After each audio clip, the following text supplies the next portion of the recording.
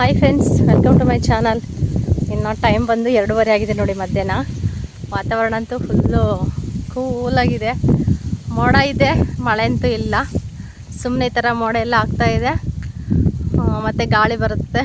ಮೋಡ ಎಲ್ಲ ಆ ಕಡೆ ಈ ಕಡೆ ಬಾಗಾಗಿ ಹೋಗ್ತಾ ಇರುತ್ತೆ. ಇನ್ನು ನಾನು ಬಂದುಬಿಟ್ಟು ಇಲ್ಲಿ ಬಂದೆ ಹೊಸ ಮನೆ ಹತ್ರ. ಫ್ರಿಜ್ಜಲ್ಲಿ ಸೇಬೆಹಣ್ಣು ಇಟ್ಟಿದೆ, ಒಂದು ತೊಗೊಂಡೋಗಿ ತಿನ್ನೋಣ ಅಂತ ಹೇಳ್ಬಿಟ್ಟು ಇನ್ನು ತೊಗೊಂಡೋಗೋಣ ಅಂತ ಬಂದೆ.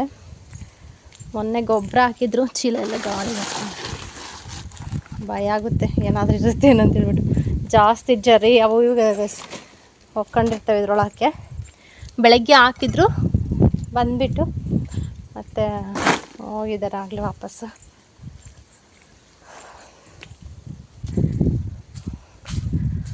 ಅದಕ್ಕೆ ಚಾರ್ಜರು ಇಲ್ಲೇ ಬಿಟ್ಟೋಗಿದ್ರು ನಮ್ಮ ಮನೆಯವ್ರು. ಬೆಳಗ್ಗೆ ಚಾರ್ಜರ್ ತೊಗೊಂಡು ಸೇಬೆಹಣ್ಣಾದ್ರೂ ತೊಗೊಂಡೋಗೋಣ ಅಂತ ಹೇಳ್ಬಿಟ್ಟು ಇನ್ನು ಬಂದಿದ್ದೀನಿ.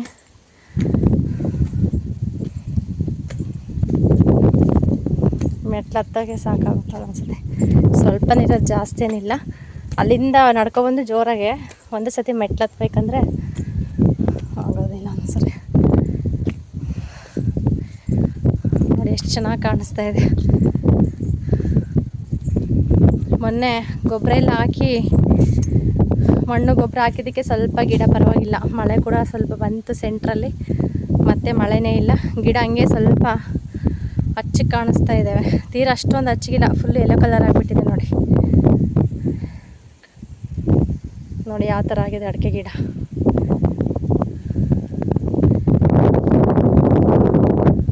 ಫುಲ್ಲು ಕಲರೇ ಚೇಂಜ್ ಆಗಿಬಿಟ್ಟಿದ್ವು. ತೆಂಗಿನ ಗಿಡ ಅಷ್ಟೇ, ಅಡಿಕೆ ಗಿಡನೂ ಅಷ್ಟೇ. ಆ ಕಡೆ ಇದೆ, ಆ ಕಡೆ ಅವಿನ ತುಂಬ ಚಿಕ್ಕವು. ತುಂಬ ದಿನ ಆಯಿತು ಆ ಕಡೆ ಸೈಡ್ ಹೋಗಿಲ್ಲ ನಾನು. ಆ ಕಡೆ ತೆಂಗಿನ ಗಿಡ ಇದ್ದಾವೆ, ಮತ್ತು ಚಿಕ್ಕ ಅಡಿಕೆ ಗಿಡ ಕೂಡ ಇದ್ದಾವೆ. ಆ ಕಡೆ ನೋಡ್ತಾ ಇರ್ಬೋದು.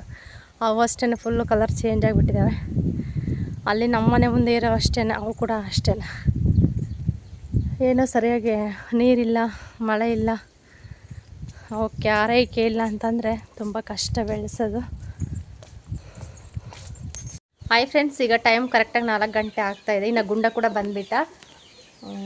ಇನ್ನು ಅವರಪ್ಪ ಊರೊಳಗೆ ಹೋಗಿದ್ರು, ಬೇಗ ಕರ್ಕೊಬಂದು ಇನ್ನು ಬಿಟ್ಟು ಮತ್ತೆ ಹೋದರು. ಆ ಕಡೆ ಹಾಕು, ತುಳ್ದಿಯ ಹುಷಾರು. ಊರೊಳಗೆ ಹೋಗಿದ್ದಾರೆ. ಒಂಥರ ಬೇಜಾರಾಗ್ತಾಯಿದೆ. ಏನೇ ಒಂದು ನ್ಯೂಸ್ ಹೇಳಿದ್ರು ನಮ್ಮ ಮನೆಯವರು.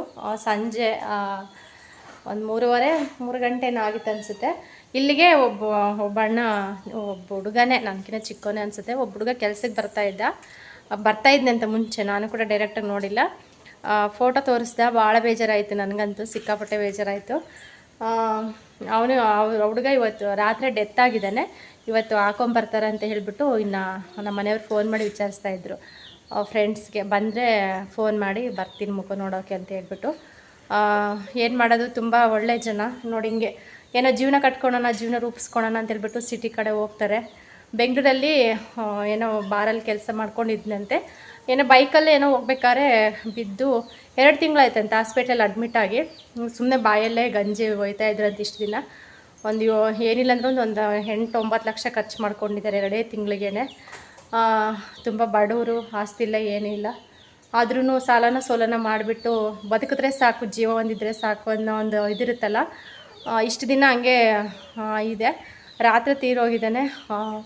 ಭಾಳ ಬೇಜಾರು ವಿಷಯ ಏನಂತಂದರೆ, ಒಂದು ಮಗು ಇದೆ ಹುಡುಗನಿಗೆ, ಒಂದು ಫಸ್ಟ್ನೇದು ಗಂಡು ಮಗು, ಮತ್ತು ಇವಾಗ ಹೆಂಡ್ತಿ ಪ್ರೆಗ್ನೆಂಟ್ ಇದ್ಲಂತೆ. ಅದನ್ನು ಕೇಳಿಬಿಟ್ಟು ನನಗೆ ಭಾಳ ಇದಾಗ್ಬಿಡ್ತು ಬಿಡಿ. ಏನಿಲ್ಲ ಅಂದ್ರೂ ಒಂದು ಅರ್ಧ ಗಂಟೆ ಒಂಥರ ಮಂಕ ಕೂತ್ಕೊಬಿಟ್ಟೆ ನಾನಂತೂ.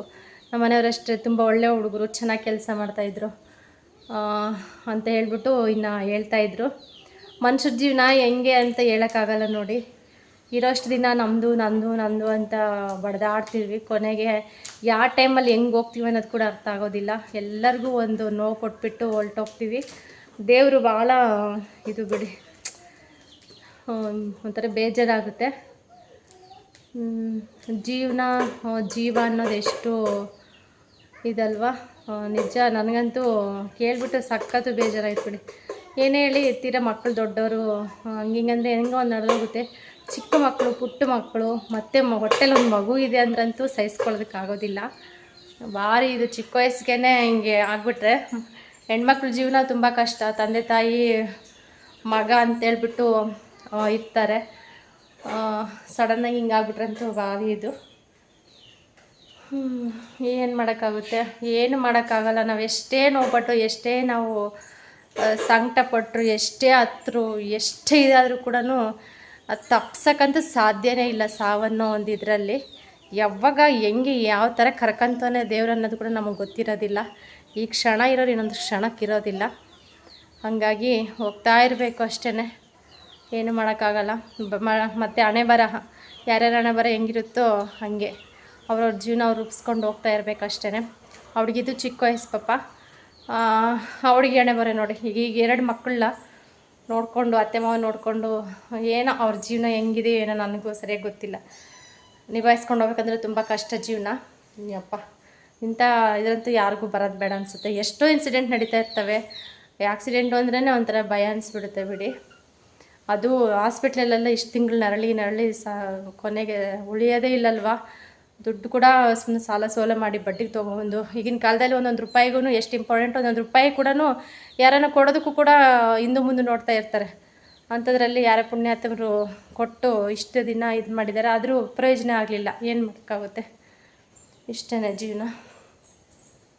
ಹೊಟ್ಟೆ ಸಾಂಬಾರು ಮಾಡಿದ್ದೆ, ಅದನ್ನು ಬಿಸಿಗಿಟ್ಟಿದ್ದೀನಿ. ಈಗ ನಾನಂತೂ ತಿನ್ನಲಿಲ್ಲ ಬಿಡಿ.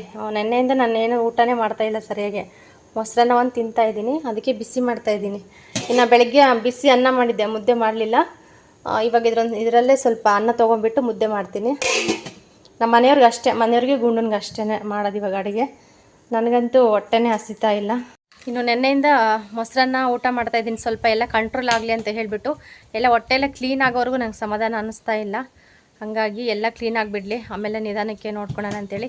ಅದು ಕಾಮನ್ ಅಂತೆ. ನನಗೂ ತುಂಬ ಭಯ ಆಗಿತ್ತು, ಏನು ಸಡನ್ನಾಗಿ ಈ ಥರ ಅಂತೇಳ್ಬಿಟ್ಟು. ಯಾಕೆಂದರೆ ಫಸ್ಟ್ನೇ ಪ್ರೆಗ್ನೆನ್ಸಿಯಲ್ಲಿ ಆ ಥರ ಏನೂ ಇಲ್ಲ ಅಂತ ಅಂದಾಗ, ಇಂಥ ಸೆಕೆಂಡ್ ಪ್ರೆಗ್ನೆನ್ಸಿಯಲ್ಲಿ ಏನಾದರೂ ಈ ಥರ ಪ್ರಾಬ್ಲಮ್ ಆದರೆ ಸ್ವಲ್ಪ ಭಯನೇ ಆಗುತ್ತೆ. ಆದರೆ ಸ್ವಲ್ಪ ನಾವು ಕೇಳಿ ತಿಳ್ಕೊಬೇಕಾಗುತ್ತೆ ಕೆಲವೊಂದು ವಿಷಯಗಳನ್ನ.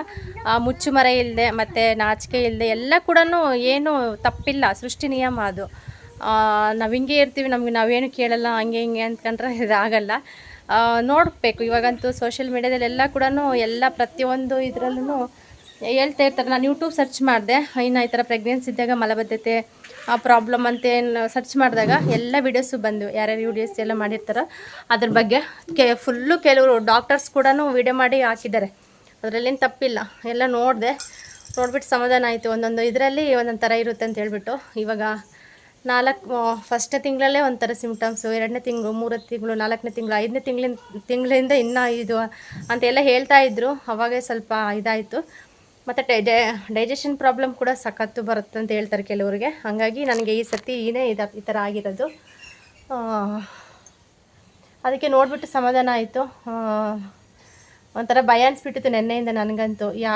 ಇದಾಯ್ತಪ್ಪ ಅಂತೇಳ್ಬಿಟ್ಟು. ನಾನೇನು ಅಂದ್ಕೊಂಡೆ, ನುಗ್ಗೆ ಸೊಪ್ಪು ತಿಂದ್ಬಿಟ್ಟು ಈ ಥರ ಆಯ್ತೇನೆ ಅಂದ್ಕೊಂಡೆ. ಬಟ್ ನುಗ್ಗೆ ಸೊಪ್ಪು ಪ್ರಾಬ್ಲಮ್ ಏನಿಲ್ಲ ಸದ್ಯ. ಸಡನ್ನಾಗಿ ಈ ಥರ ಆಯ್ತಲ್ಲ, ಯಾಕೆ ಈ ಥರ ಅಂತ ಅಂದ್ಕೊಂಡೆ ನಾನು. ಅದಿಲ್ಲ, ಅದು ನಾರ್ಮಲಾಗಿ ಆಗುತ್ತಂತೆ. ಬಟ್ ಎಲ್ಲ ನಾವು ಸ್ವಲ್ಪ ಹೋಮಿಡಿದು ಇದೆಲ್ಲ ಸ್ವಲ್ಪ ನೋಡ್ಕೋಬೇಕು. ಮತ್ತು ಟೈಮ್ ಟು ಟೈಮ್ ಚೆನ್ನಾಗಿ ನೀರು ಕುಡಿಬೇಕು. ಮತ್ತು ಗಟ್ಟಿ ಪದಾರ್ಥ ಜಾಸ್ತಿ ತಿನ್ನಬಾರ್ದು. ಲೈಟಾಗಿ ಊಟ ಮಾಡಬೇಕು. ಮತ್ತು ಮುದ್ದೆ ಆಗಲಿ ಏನೇ ಆಗಲಿ ಸ್ವಲ್ಪ ಮುದ್ದೆ ಬದಲು ಒಂಥರ ಗಂಜಿ ಥರ ಮಾಡಿಕೊಂಡು ಕುಡಿಬೇಕು ಅಂತ ಎಲ್ಲ ಕೂಡ ಹೇಳಿದ್ದಾರೆ. ಇನ್ನು ಹಾಗಾಗಿ ಸಮಾಧಾನ ಆಯಿತು. ಏನಂದರೆ ಅದು ಫಸ್ಟು ಕ್ಲಿಯರ್ ಆಗಲಿ ಅಂತ ಹೇಳ್ಬಿಟ್ಟು ಸ್ವಲ್ಪ ನುಣ್ಣಗೆ ಅನ್ನ ಮಾಡಿಕೊಂಡು ಮೊಸರನ್ನ ಮಾತ್ರ ತಿಂತಾಯಿದ್ದೀನಿ ಅಷ್ಟೇ. ಅದು ಬಿಟ್ಟರೆ ಇನ್ನೇನಿಲ್ಲ. ನೋಡೋಣ ಅದಷ್ಟು. ಅಂದರೆ ಇವತ್ತು ಸ್ವಲ್ಪ ಪರವಾಗಿಲ್ಲ, ನೆನ್ನೆಗಿಂತ ಇವತ್ತು ತುಂಬ ಬೆಟರ್ ಅನಿಸುತ್ತೆ. ಆರಾಮಾಗಿದ್ದೀನಿ. ಏನು ಪೌಡ್ರ್ ಬಂದ್ಯಾ? ಅಯ್ಯೋ, ಪೌಡ್ರ್ ಸ್ವಲ್ಪ ಇಟ್ಕಣೋ, ಖಾಲಿ ಮಾಡಿಬಿಡ. ಯಾಕೆ ಮಾಡಿಲ್ಲ ಮತ್ತೆ ಯಾಕೆ ಬಂದೆ? ಇಲ್ಲೇನು ಸಿಗಲ್ಲಪ್ಪ ಕಾಡಲ್ಲಿ. ನಿನ್ಗೆ ಪೌಡ್ರ್ ಬೇಕಂದರೆ ಊರಕ್ಕೆ ಹೋಗ್ಬೇಕಾಗುತ್ತೆ. ಆ ಪೌಡ್ರೆಲ್ಲ ತಗೊಳೋದು, ಬೆಕ್ಕಿಗೆ ಹಾಕೋದು, ಬೆಕ್ಕಿಗೆ ಬಳಿಯೋದು, ಹಂಗೆಲ್ಲ ಮಾಡ್ತಾ ಇರ್ತಾನೆ. ಅದನ್ನು ಸ್ವಲ್ಪ ಇದೆ, ಅದಕ್ಕೆ ಕಾಲ ಆದರೆ ಮುಗೀತಿಲ್ಲ.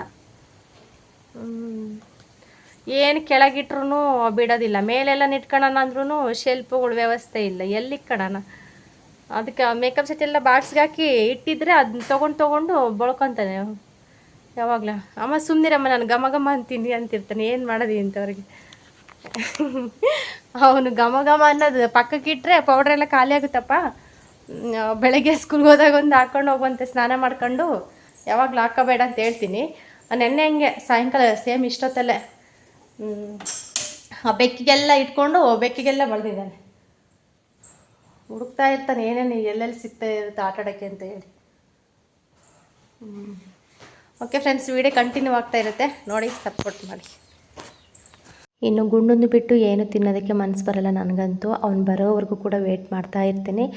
ಮಧ್ಯಾಹ್ನ ಹೋಗಿ ತೊಗೊಂಬಂದಿರೋ ಸೇಬೆಹಣ್ಣು ಹಂಗೆ ಎತ್ತಿಟ್ಟಿದ್ದೆ ಅವ್ನು ಬರಲಿ ಅಂತ ಹೇಳಿಬಿಟ್ಟು. ನನಗೆ ಅವನು ತಿಂದಮೇಲೆ ತಿಂದ್ರೇ ಸಮಾಧಾನ ಅನಿಸುತ್ತೆ. ಹಂಗಾಗಿ ಇನ್ನು ಬಂದಿದ್ನಲ್ವ, ಇನ್ನು ನೀಟಾಗಿ ಒಂದು ಸೇಬೆಹಣ್ಣು ಕಟ್ ಮಾಡಿಬಿಟ್ಟು ತಿನ್ನೋಣ ಅಂತ ಹೇಳ್ಬಿಟ್ಟು ಕಟ್ ಮಾಡ್ಕೊತಾ ಇದ್ದೀನಿ. ಇನ್ನು ಇವು ಬಂದುಬಿಟ್ಟು ಮೊನ್ನೆ ಅತ್ತೆ ಕೊಟ್ಟು ಕಳಿಸಿದ್ರು. 3 ಸೇಬೆಹಣ್ಣು 4 ಕೊಟ್ಟಿದ್ರು. ಒಂದು ಫುಲ್ಲು ಇದಾಗಿಬಿಟ್ಟಿತ್ತು. ಇನ್ನು 3 ಚೆನ್ನಾಗಿತ್ತು. 2 ಮೊನ್ನೆ ಒಂದು ಕಟ್ ಮಾಡ್ಕೊಂಡು ತಿಂದಿದ್ವಿ ನಾನು ಗುಂಡ. ಇನ್ನು 2 ಹಂಗೆ ಫ್ರಿಜ್ಜಲ್ಲಿ ಎತ್ತಿಟ್ಟಿದ್ದೆ. ಅದಕ್ಕೆ ಇನ್ನು ತೊಗೊಂಬಂದು ಇಟ್ಟಿದ್ದೀನಿ. ಫ್ರಿಜ್ಜಲ್ಲಿ ತೊಗೊಂಬಂದು ಡೈರೆಕ್ಟಾಗೆ ತಿನ್ನಬಾರ್ದಲ್ವ, ತುಂಬ ಹೊತ್ತಾಗಿತ್ತು. ನಾನು ಆಗಲೇ ತೊಗೊಂಬಂದಿಟ್ಟು ಹೊರಗಡೆ. ಇನ್ನು ಅವನಿಗೋಸ್ಕರ ವೆಯ್ಟ್ ಮಾಡ್ತಾಯಿದ್ದೆ. ನಿಜವಾಗ್ಲೂ ನಮ್ಮ ಗುಂಡಂತೂ ಫಿಕ್ಸ್ ಆಗಿಬಿಟ್ಟಿದ್ದಾನೆ. ಏನನ್ನ ತಿನ್ನೋಕ್ಕೆ ಜಾಸ್ತಿ ತಿನ್ನು ಅಂತ ಕೊಟ್ಟರೆ ಬೇಡಮ್ಮ ತಮ್ಮಣ್ಣನಿಗೆ ಕೊಡು, ತಮ್ಮಣ್ಣ ತಿನ್ನಲಿ ಅಂತ ಹೇಳ್ತಾ ಇರ್ತಾನೆ. ಅವನು ಎಷ್ಟು ಮಾತಾಡ್ತಾನೆ ಅಂದರೆ ನಿಜವಾಗ್ಲೂ ಅವನ ಮಾತಿಗೆ ಏನೋ ಒಂಥರ ಫೀಲ್ ಬಿಡಿ. ನನಗಂತೂ ತುಂಬ ಆಸೆ ಪಡ್ತಾಯಿದ್ದಾನೆ. ಇಲ್ಲ ಕಣೋ ತಮ್ಮ ಬೇಡ, ತಂಗಿ ಬೇಕಂದರೆ ಬೇಡಮ್ಮ, ತಂಗಿ ಇದ್ದಾಳಲ್ಲಮ್ಮ ಯೋಷಿತಾ ಸಾಕು, ತಮ್ಮಣ್ಣ ಬೇಕಮ್ಮ ನನಗೆ ಅಂತ ಕೇಳ್ತಾ ಇರ್ತಾನೆ. ಅವನ ಎಷ್ಟು ಆಸೆ ಅಂದರೆ ಸಿಕ್ಕಾಪಟ್ಟೆ ಆಸೆ ಪಟ್ಕೊಂಬಿಟ್ಟಿದ್ದಾನೆ. ನನಗಂತೂ ಒಂದೊಂದು ಸತಿ ಭಯನೇ ಅನಿಸುತ್ತೆ, ಇಷ್ಟ ಆಸೆ ಪಡಬಾರ್ದು ಅಂತ ಹೇಳಿಬಿಟ್ಟು. ಆ ಕಂದಮ್ಮನಿಗೆ ಏನು ಗೊತ್ತೇ ಹೇಳಿ ಹೇಳ್ತಾ ಇರ್ತಾನೆ ಯಾವಾಗಲೂ ಕೂಡ. ಅದಕ್ಕೆ ನಾನು ಒಂದು 4-5 ಪೀಸ್ ಹಾಕೋಣ ಅಂತ ತೊಗೊಂಡೋಗಿ ಹಾಕಿದ್ರೆ, ಬೇಡಮ್ಮ ನನಗಿಷ್ಟು ಸಾಕು, ನೀನು ತಿನ್ನು, ತಮ್ಮಣ್ಣಗೂ ತಿನ್ನಿಸು ಅಂತ ಹೇಳಿಬಿಟ್ಟು ಅವನು ತೊಗೊಂಡಿರೋವು ಕೂಡ ನನ್ನ ಪ್ಲೇಟ್ನಲ್ಲಿ ಹಾಕ್ಬಿಟ್ಟು ಇನ್ನು ತಿಂದ್ಕೊಂಡು ಕೂತ್ಕೊಂಡಿದ್ದಾನೆ ನೋಡಿ. ಇನ್ನು ತಿಂದ್ಬಿಟ್ಟು ಇನ್ನು ಕೆಲಸ ಕೂಡ ಸ್ಟಾರ್ಟ್ ಮಾಡಿದೆ. ಇನ್ನು ಬೆಳಗ್ಗೆಯಿಂದನೂ ಜಾಸ್ತಿ ಏನೂ ಕೆಲಸ ಮಾಡಿರಲಿಲ್ಲ. ಇವತ್ತು ಕೂಡ ಸ್ವಲ್ಪ ಹಂಗೆ ಆರಾಮಿರಲಿಲ್ಲಲ್ವ, ಸ್ವಲ್ಪ ವಾಕ್ ಮಾಡಿಕೊಂಡು ಹೆಂಗೆ ಸ್ವಲ್ಪ ವೀಡಿಯೋಸ್ ಎಲ್ಲ ನೋಡಿಕೊಂಡು ಟೈಮ್ ಹೆಂಗೆ ಕಳೆದ್ಬಿಟ್ಟೆ ಇವತ್ತು. ಯಾಕೆಂದರೆ ಪ್ರತಿಯೊಂದರಲ್ಲೂ ಕೂಡ ಟೆನ್ಷನ್ ಇರುತ್ತೆ, ಏನು ಎತ್ತ ಅಂತ ಹೇಳ್ಬಿಟ್ಟು. ಅದು ಅನುಭವ ಇಲ್ಲ ಅಂತ ಅಂದಾಗ ಹೊಸ್ದಾಗ ಅದು ಅನುಭವಿಸ್ತಾ ಇರ್ತೀವಲ್ವ, ಆವಾಗ ಏನೋ ಒಂಥರ ನಮಗೆ ಭಯನೂ ಅನಿಸುತ್ತೆ. ಯಾಕೆಂದರೆ ಸಡನ್ನಾಗಿ ಯಾರೂ ಇಲ್ಲ ಕೇಳೋಕ್ಕೂ ಇಲ್ಲ, ಹೇಳೋದಕ್ಕೂ ಇಲ್ಲ, ಹೆಂಗೋ ಏನೋ ಅನ್ನೋ ಒಂದು ಇದಾಗ್ಬಿಡುತ್ತೆ. ಅವೆಲ್ಲ ಕೂಡ ಹೆದರ್ಕೊಳ್ಳೋ ಅವಶ್ಯಕತೆ ಇಲ್ಲ ಅಂದ್ಕೊಳ್ಳಿ, ಆದರೆ ಯಾವುದೋ ಒಂದು ಮೂಲೆಯಲ್ಲಿ ಒಂಥರ ಭಯ ಅನ್ನಿಸ್ತಾ ಇರುತ್ತೆ. ಹಾಗಾಗಿ ಇನ್ನು ಸಮಾಧಾನ ಆಯಿತು ನನಗೆ ವೀಡಿಯೋಸ್ ಎಲ್ಲ ನೋಡಿ. ಆಮೇಲೆ ಇನ್ನು ಸ್ವಲ್ಪ ಬಿಸಿನೀರು ಅದು ಇದು ಕುಡ್ಕೊಂಡು ಹೆಂಗೆ ಆರಾಮ್ಸೆ ಆದ ಒಟ್ಟು. ಆಮೇಲೆ ನೆಕ್ಸ್ಟು ಚುರುಕಾಗಿ ಇನ್ನು ಕೆಲಸಗಳೆಲ್ಲ ಸ್ಟಾರ್ಟ್ ಮಾಡ್ಕೊತಾ ಇದ್ದೀನಿ ಇವಾಗ. ಇನ್ನು ಸಾಯಂಕಾಲ ಅಷ್ಟೇ, ಬೆಳಗ್ಗೆ ಅಷ್ಟೇ ಇನ್ನು ಅಂಗಳ ಕಸ ಎಲ್ಲ ಕೂಡ ಗುಡಿಸ್ಬೇಕಲ್ವ. ಇನ್ನು ಗುಡಿಸ್ಬಿಟ್ಟು ನೀರೆಲ್ಲ ಹಾಕ್ಬಿಟ್ಟು ಇನ್ನು ಬಾಗಿಲಿಗೆ ನೀರು ಹಾಕಿ ಇನ್ನು ಊದಿನ ಕಡ್ಡಿ ಎಲ್ಲ ಹಚ್ಚೋದೆ ಸಾಯಂಕಾಲ ಕೆಲಸ. ಒಂದೊಂದು ಸತಿ ನಾನು ಹಚ್ತೀನಿ, ಇಲ್ಲ ಒಂದೊಂದು ಸತಿ ಗುಂಡನ ಹತ್ರನೇ ಹಚ್ತೀನಿ. ನಾನು ಏನಾದರೂ ಹಿಂಗೆ ಬಾಗಿಲಿಗೆ ನೀರು ಹಾಕಿದ್ರೆ ಸಾಕು, ಅವನೇ ಕೇಳ್ತಿರ್ತಾನೆ, ಅಮ್ಮ ನಾನು ಸ್ವಾಮಯ್ಯ ಮಾಡ್ತೀನಿ ಅಂತ ಹೇಳ್ಬಿಟ್ಟು. ಅಷ್ಟು ಇಂಟ್ರೆಸ್ಟ್ ಅವ್ನಿಗೆ ಹೇಳ್ಬೇಕಂದ್ರೆ. ಹಂಗಾಗಿ ಇನ್ನು ಮುದ್ದೆಗೆ ಇಟ್ಟಿದ್ದೀನಿ ನೋಡಿ. ಇನ್ನು ಬೆಳಗ್ಗೆ ಅನ್ನ ಮಾಡಿದ್ನಲ್ವ, ಇನ್ನು ಒಂದು ಟೈಮ್ ಅನ್ನ ಮಾಡಿದ್ರೆ ಒಂದು ಟೈಮ್ ಮುದ್ದೆ ಬೇಕೇ ಬೇಕು ನಮ್ಮ ಮನೇಲಿ ಕಂಪಲ್ಸರಿ. ಹಂಗಾಗಿ ಇನ್ನು ಮುದ್ದೆಗೆ ಇಟ್ಟಿದ್ದೀನಿ ಈಗ. ಇನ್ನು ಹೊಸಬ್ರು ಕೂಡ ನೋಡ್ತಾ ಇದ್ದೀರ ಅನ್ಸುತ್ತೆ ಚಾನಲ್ಲು, ಅವರು ಕೂಡ ಕಮೆಂಟ್ ಮಾಡ್ತಾಯಿದ್ದೀರಾ. ಮೊನ್ನೆ ಬಂದಿತ್ತು ಕಮೆಂಟು, ಕವಿತಾ ಅನ್ನೋರು ಕಮೆಂಟ್ ಮಾಡಿದರೆ ಯಾವ ಊರು ಸಿಸ್ಟರ್ ನಿಮ್ಮದು ಅಂತ ಹೇಳ್ಬಿಟ್ಟು. ನಮ್ಮದು ಬಂದುಬಿಟ್ಟು ಹಿರಿಯೂರು ತಾಲೂಕು ಹತ್ರ ಒಂದು ಹಳ್ಳಿ ಬರುತ್ತೆ. ನಮ್ಮ ಹಳ್ಳಿ ಹೆಸ್ರು ಬಂದುಬಿಟ್ಟು ಮಾವಿನಮಡು ಅಂತ ಹೇಳಿ ನಮ್ಮ ಡಿಸ್ಟಿಕ್ ಬಂದುಬಿಟ್ಟು ಚಿತ್ರದುರ್ಗ ಡಿಸ್ಟಿಕ್ ಬರುತ್ತೆ ನಮ್ಮದು. ಹೊಸ್ದಾಗಿ ನೋಡ್ತಾ ಇರ್ತೀರಾ, ಗೊತ್ತಿರಲ್ಲಲ್ವ, ಅದಕ್ಕೆ ಕೇಳ್ತಾ ಇರ್ತೀರ, ರಿಪೀಟ್ ಬರ್ತಾನೆ ಇರ್ತವೆ ಕಮೆಂಟ್ಸು. ಹಾಗಾಗಿ ನಮ್ಮದು ಬಂದುಬಿಟ್ಟು ಚಿತ್ರದುರ್ಗ ಡಿಸ್ಟಿಕ್ಕು ಹಿರಿಯೂರು ತಾಲೂಕು ಹತ್ರ ಒಂದು ಹಳ್ಳಿ ನಮ್ಮದು. ಅಷ್ಟೇ. ಮತ್ತು ತುಂಬ ಕಮೆಂಟ್ಸ್ ಹಾಕ್ತಾ ಇರ್ತೀರ, ತುಂಬ ಖುಷಿಯಾಗುತ್ತೆ ಕಮೆಂಟ್ಸ್ ಎಲ್ಲ ಕೂಡ ಓದ್ಬಿಟ್ಟು. ಎಲ್ಲ ಓದ್ತೀನಿ, ಎಲ್ರಿಗೂ ಕೂಡ ಅಲ್ಲೇ ರಿಪ್ಲೈ ಕೊಡ್ತೀನಿ. ಮತ್ತು ತುಂಬ ಖುಷಿ ಆಗ್ತಾ ಇರುತ್ತೆ. ಹಾರ್ಟ್ ಸಿಂಬಲ್ ಎಲ್ಲ ಕೊಡೋದು, ಸ್ಮೈಲಿಂಗ್ ಸಿಂಬಲ್ ಎಲ್ಲ ಕೊಡೋದು, ಏನೋ ಒಂಥರ ನನಗೆ ಫುಲ್ ಹತ್ರ ಆಗಿಬಿಟ್ಟಿದ್ದೀರ ಎಲ್ಲರೂ ಕೂಡ. ಎಲ್ರಿಗೂ ಕೂಡ ಥ್ಯಾಂಕ್ ಯು ಸೋ ಮಚ್. ಇನ್ನು ನೆನ್ನೆ ವಿಡಿಯೋ ಕೂಡ ಹಾಕಿದ್ನಲ್ವ, ತುಂಬ ಜನ ಅದನ್ನೇ ಹೇಳ್ತಾಯಿದ್ರಿ. ಪ್ರತಿಯೊಂದು ಕೂಡ ನನಗೆ ಕಮೆಂಟಲ್ಲಿ ತಿಳಿಸ್ತಾ ಇದ್ದೀರಾ, ಹೆಂಗಿರಬೇಕು, ಏನು ಫುಡ್ ತಿನ್ನಬೇಕು, ಏನು ಎತ್ತ ಅಂತ ಹೇಳ್ಬಿಟ್ಟು. ಎಲ್ರಿಗೂ ಕೂಡ ಥ್ಯಾಂಕ್ ಯು ಸೋ ಮಚ್. ಇನ್ನು ಮ್ಯಾಟ್ರಿಗೆ ಬಂದರೆ ಇವಾಗ ಮುದ್ದೆಗೆ ಅನ್ನ ಇತ್ತಲ್ವ, ಒಂದು ಸ್ವಲ್ಪ ಜಾಸ್ತಿನೇ ಇತ್ತು ಅನ್ನ, ಅದನ್ನೇ ಸ್ವಲ್ಪ ಹಾಕ್ಬಿಟ್ಟು ಇನ್ನು ಮುದ್ದೆ ಕಟ್ತಾಯಿದ್ದೀನಿ. ಏನು ಗೊತ್ತಾ, ಇನ್ನು ಅನ್ನ ಹಂಗೆ ಇಟ್ಟು ಇನ್ನೊಂದು ಸ್ವಲ್ಪ ಅಕ್ಕಿ ಹಾಕಿ ಮಾಡಿದ್ರೆ ಮತ್ತು ಅನ್ನ ಕೂಡ ಹಂಗೆ ಉಳ್ಕೊಳ್ಳುತ್ತೆ, ಮತ್ತು ಬೆಳಗ್ಗೆಗೆ ಅದು ಇದಾಗುತ್ತೆ ಅಂತ ಹೇಳ್ಬಿಟ್ಟು ಅದನ್ನು ಸ್ವಲ್ಪ ಹಾಕ್ಬಿಟ್ಟು ಇನ್ನು ರಾಗಿ ಹಸಿಟ್ಟು ಹಾಕ್ಬಿಟ್ಟು ಮುದ್ದೆ ತೊಳಿಸ್ತೀವಿ. ಯಾಕಂದರೆ ಸಿಂಪಲಾಗಿ 2 ಮುದ್ದೆ. ನಾನು ಕೂಡ ಸ್ವಲ್ಪ ತಿಂತಾಯಿಲ್ಲ, ಎಲ್ಲ ಫುಲ್ಲು ಸ್ವಲ್ಪ ನೋಡೋಣ ಅಂತ ಹೇಳ್ಬಿಟ್ಟು ಬರೀ ಮಜ್ಜಿಗೆ ಅನ್ನ, ಮೊಸರು ಅನ್ನ ಸ್ವಲ್ಪ ನುಣ್ಣಗೆ ಮಾಡಿಕೊಂಡು ತಿಂತಾಯಿದ್ದೀನಿ. ಹಂಗಾಗಿ ಗುಂಡನ್ಗಷ್ಟೇ ಅವನು ಮುದ್ದೆ ಅಂದರೆ ಅವನಿಗೂ ಇಷ್ಟನೇ. ಅದಕ್ಕೆ ಇನ್ನು ಕಟ್ತಾಯಿದ್ದೀನಿ. ಎಷ್ಟೇ ಸಿಂಪಲ್ಲಾಗಿ ಮಾಡೋಣ ಅಂದರೂ ಕೂಡ ಒಂದು 2 ಮುದ್ದೆ ಆಗೇ ಆಗ್ತವೆ. ಹಂಗಾಗಿ ಸ್ವಲ್ಪ ಇವತ್ತು ತೆಳ್ಳಗೆ ಮಾಡಿದೆ ಮುದ್ದೆ, ಜಾಸ್ತಿ ಗಟ್ಟಿ ಮಾಡಲಿಲ್ಲ. ಒಂಚೂರು ತೆಳ್ಳಗೆ ಮಾಡಿದೆ. ಮುದ್ದೆ ಅಂದರೆ ಎಂಥವ್ರಿಗೂ ಇಷ್ಟ ಅಲ್ವಾ. ನಾನು ಕೂಡ ಒಂದು ಅರ್ಧ ಮುದ್ದೆ ತಿನ್ನೋಣ, ಒಂದು ಸ್ವಲ್ಪ ಅನ್ನ ಮೊಸರು ತಿನ್ನೋಣ ಅಂತ ಹೇಳಿಬಿಟ್ಟು ಇನ್ನು ಕಟ್ತಾಯಿದ್ದೀನಿ. ಕೆಲವರು ತುಂಬ ಇಷ್ಟಪಡ್ತಾ ಇರ್ತಾರೆ ಮುದ್ದೆ ಮಾಡೋದನ್ನು ಕೂಡ. ಇನ್ನು ಗುಂಡ ಬರ್ಕೊತಾ ಇದ್ದ. ಸ್ಲೇಟಲ್ಲಿ ಬರ್ಸೋಣ ಚಾಪೀಸಲ್ಲಿ ಅಂತಂದರೆ ಚಾಪೀಸೆಲ್ಲ ಖಾಲಿಯಾಗಿದ್ದಾವೆ. ಡೈಲಿ ಹೇಳ್ತಾ ಇರ್ತೀನಿ ಅವ್ರ ಅಪ್ಪನಿಗೆ, ಅವರಪ್ಪ ಮರೆತು ಬರ್ತಾ ಇರ್ತಾರೆ. ಹಂಗಾಗಿ ಬುಕ್ಕೆ ಕೊಟ್ಬಿಡ್ತೀವಿ, ಬುಕ್ಕಲ್ಲಿ ಬರ್ಕೊಳ್ಳಿ ಅಂತ ಹೇಳ್ಬಿಟ್ಟು. ಅದು ಅಳಿಸಿದ್ರೂ ಎಲ್ಲ ಕ್ಲೀನ್ ಆಗುತ್ತೆ ಅದು. ಹಂಗಾಗಿ ಆರಾಮ್ಸೆ ಬರೆದು ಮತ್ತೆ ಅದನ್ನು ಅಳಿಸ್ತೀನಿ. ಸ್ವಲ್ಪ ಬಟ್ಟೆ ತೊಗೊಂಡು ಸ್ವಲ್ಪ ಯಾವ್ದು ಬಟ್ಟೆ ತೊಗೊಂಡು ಎಲ್ಲ ಒರೆಸ್ಬಿಟ್ರೆ ಕ್ಲೀನ್ ಆಗುತ್ತೆ. ಇನ್ನು ನಮ್ಮಿಬ್ಬರದು ಊಟ ಕೂಡ ಆಯಿತು. ಇನ್ನು ಊಟ ಮುಗಿಸ್ಕೊಂಡು ಸೀದಾ ಹೊಸ ಮನೆ ಹತ್ರ ಹೋಗ್ತಾಯಿದ್ವಿ ಮಲಗೋಗೋದಕ್ಕೆ. ಅಂದರೆ ಸುಮ್ಮನೆ ಅಲ್ಲೇ ಇನ್ನೊಂದು ಸತಿ ಏನಾದರೂ ವೀಡಿಯೋ ಎಡಿಟಿಂಗು ಮತ್ತು ಏನಾದರೂ ವೀಡಿಯೋಗೆ ಸಂಬಂಧಪಟ್ಟಿದ್ದು ಏನಾದರೂ ಇದ್ದರೆ ನಾನು ಮಾಡ್ಕೊತೀನಿ. ಇನ್ನು ಗುಂಡ ನಮ್ಮ ಮನೆಯವರು ಆಟ ಆಡ್ಕೊಂಡಿರ್ತಾರೆ. ಇನ್ನು ಅವನು ಅಲ್ಲಿ ಮನೇಲಿ ಹತ್ರ ಬರ್ಕೊಂಡಿಲ್ಲ ಅಂತಂದರೆ ಇಲ್ಲೊಂದು ಸ್ವಲ್ಪ ಹೊತ್ತು ಬರೆಸ್ತೀವಿ ಅಷ್ಟೇ. ಇನ್ನು ಹೋಗ್ತಾಯಿದ್ದೀವಿ. ಚಳಿ ಅಂದರೆ ಸಿಕ್ಕಾಪಟ್ಟೆ ಚಳಿ, ಗಾಳಿ ಸಖತ್ತು ಬೀಸ್ತಾ ಇರುತ್ತೆ. ಅದಕ್ಕೆ ಟವಲ್ ಕಟ್ಕೊಂಡಿದ್ದೀನಿ. ಇನ್ನು ಬ್ಯಾಗ್ ಬಂದುಬಿಟ್ಟು ಬ್ಯಾಗಲ್ಲಿ ಇನ್ನು ಮೊಬೈಲ್ ಚಾರ್ಜರು ಮತ್ತು ನೀರು ಅದೆಲ್ಲ ಬೇಕಾಗುತ್ತಲ್ಲ, ಅದೆಲ್ಲ ಕೂಡ ತೊಗೊಂಡು ಹೋಗ್ತಾಯಿದ್ದೀವಿ. ಓಕೆ ಫ್ರೆಂಡ್ಸ್, ಸಿಗೋಣ ನೆಕ್ಸ್ಟ್ ವ್ಲಾಗಲ್ಲಿ.